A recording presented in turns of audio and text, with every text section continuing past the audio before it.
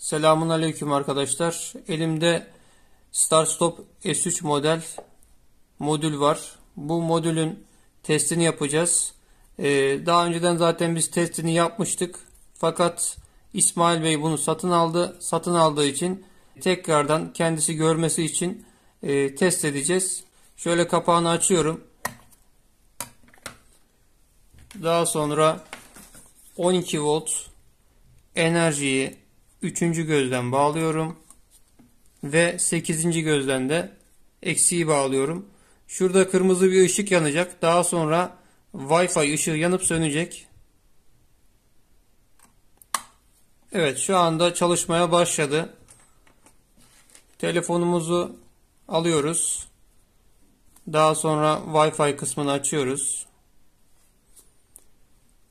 Cihazımız bir Wi-Fi alanı oluşturuyor. Bu Wi-Fi alanına bağlanıyoruz. 8 haneli şifreyi yazdıktan sonra bağlan diyorum. Cihaza bağlanıldı. Şimdi StarStop uygulamasını açıyorum.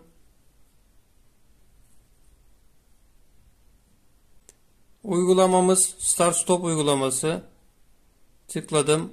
Yukarıda bağlantı var yazıyor. Bağlantı var yazdığı zaman cihaz ile sürekli iletişim halinde oluyor telefonumuz. Şimdi start düğmesiyle testini yapıyorum. Evet, rölelerin sesleri zaten geliyor. Stop düğmesine basıyorum. Kontaklar kapatıldı. Elle çalıştırma kısmı. Marş basıyoruz. Marşı bıraktık. Kontak kapat dedik. Çalışıyor. Evet, testini yaptım. Herhangi bir sorun yok. İsmail Bey bize vites sensörü yapacağını da söylemişti. Vites sensörünü nasıl yapacağız onu gösteriyorum. Şu bağlantılarını söküyoruz. Bakın şurada vites sensörü yazan bir kısım var. Bu aparat kısa devre aparatı.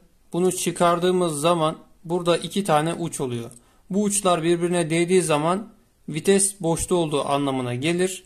Değmediği zaman da cihaz aracın viteste olduğunu algılıyor ve aracı çalıştırmıyor. Buradaki kısa devre aparatı bu işe yarıyor. Tekrar özetlersem bunu taktığımız zaman araç vitesi boşta, çıkardığımız zaman araç viteste olduğu anlamına geliyor. Bu vites sensörünü nasıl yapacağız? Bakın şöyle ikili bir kablo kullanacağız. Bu kabloyu buradaki 2 tane pine takacağız. Daha sonra bu kabloyu vitesin yanına kadar uzatacağız ve oraya şu cam röle dediğimiz röleyi bağlayacağız ve ardından da şu mıknatısı viteste uygun bir yere yerleştireceğiz. Bunun yapılması biraz zor fakat yapılabilir mi? Evet, yapılabilir. Zaten cihazda vites sensörümüz var. Bu şekilde vites sensörü özelliğini de kullanabiliriz. Şimdi ben cihazı kapatıyorum ve kendisine yollayacağım.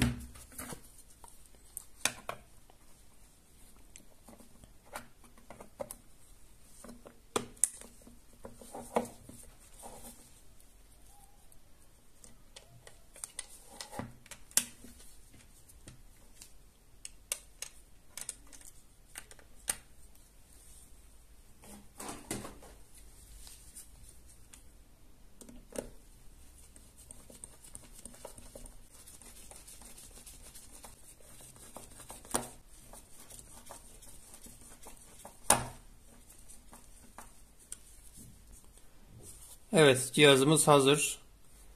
Görüldüğü gibi şuradan terminal kısımları tam karşılıyor.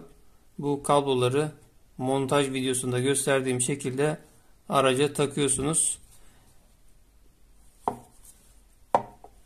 Son olarak şunu da söyleyeyim. Bu kabloyu nereden çıkartacağız? Buradaki delikler gayet geniş.